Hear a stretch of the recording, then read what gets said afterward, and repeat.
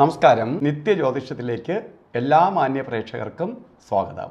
2025 August മാസം 17-ാം തീയതി 1201 ആണ്ട് ചിങ്ങമാസം 1-ാം തീയതി. ഇന്ന് ചിങ്ങ 1 പുതുവർഷ ആരംഭമാണ്. ജ്യോതിഷ വർഷം ആരംഭിക്കുന്നത് മേട 1 തൊട്ടാണ്. പക്ഷേ മലയാളികളുടെ പുതുവർഷം ചിങ്ങമാസം 1-ാം തീയതി തൊട്ടാണ്. അപ്പോൾ ഇന്ന് ശരിക്കും പുതുവർഷ ആരംഭമാണ്. സൂര്യനാണ് നക്ഷത്രാധിപൻ. സൂര്യൻ്റെ സ്വക്ഷേത്രമാണ് ചിങ്ങം. അതൊട്ട് ആരംഭിക്കുകയാണ്. ഇന്നത്തെ നക്ഷത്രവും രോഹിണി നക്ഷത്രമാണ്. അപ്പോൾ ശുഭനക്ഷത്രം, ശുഭ ദിവസം ചിങ്ങമാസം 1-ാം തീയതി തുടങ്ങുകയാണ്. എല്ലാം കൊണ്ടും ഇന്ന് വളരെ അനുകൂലപ്രദമായ ദിവസമാണ്. വളരെ സന്തോഷപ്രദമായ അവസ്ഥ ഉണ്ടാവുന്ന ദിവസമാണ്. ഐശ്വര്യപ്രദമായ അവസ്ഥകൾക്കിട വരും. അപ്പോൾ അതുകൊണ്ട് ഇന്ന് നമുക്ക് എന്ത് കാര്യങ്ങളും, പ്രത്യേകിച്ച് ഇന്ന് അവധി ദിവസവും കൂടിയാണ്, ആളുകളുടെ മതാചാര പ്രകാരം പ്രാർത്ഥനയ്ക്കൊക്കെ പോവുക, പ്രാർത്ഥന നിരതരായിട്ടിരിക്കുക. കാരണം നമുക്ക് ഒരു വർഷത്തേക്ക് ഐശ്വര്യം ഉണ്ടാവണം. പ്രത്യേകിച്ച് രോഹിണി നക്ഷത്രം, ചിങ്ങമാസത്തിലെ രോഹിണി നക്ഷത്രം ബർത്ത്ഡേ ആയിട്ട് വന്നിട്ടുള്ളവർക്ക് ഒരു വർഷത്തെ ഫലത്തെയാണ് ചിന്തിക്കേണ്ടത്.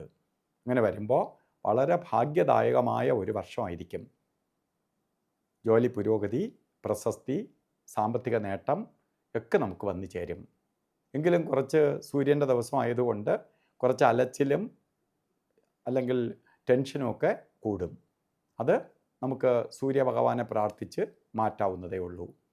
ഇന്നത്തെ ദിവസം ഓരോ കാര്യത്തിന് പോകുമ്പോഴും, ഇന്ന് അവധി ദിവസമാണ്, ചിലപ്പോൾ വൈകുന്നേരമായിരിക്കും നമ്മൾ അമ്പലത്തിലോ ഒക്കെ പോകുന്നത്, അതുപോലെ ഔട്ടിങ്ങിനൊക്കെ പോണത്, ഫംഗ്ഷന് പോണത്. 1-ാം തീയതി ആയതുകൊണ്ട് ചിലപ്പോൾ ബന്ധു വീടുകളിൽ ഒക്കെ പോകുന്നത്.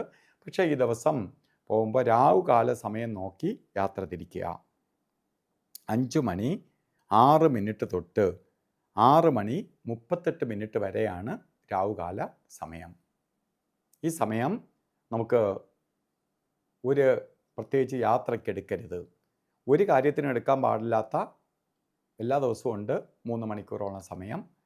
ഗുളികകാല സമയവും യമകണ്ഠ കാലസമയവും. ഇന്ന് ഗുളികകാല സമയം വരുന്നത് 3:33 തൊട്ട് 5:06 വരെയും, യമകണ്ഠ കാലസമയം വരുന്നത് 12:29 തൊട്ട് 2:01 വരെയും. ഈ സമയം ഒരു ശുഭകാര്യങ്ങൾക്കും എടുക്കരുത്.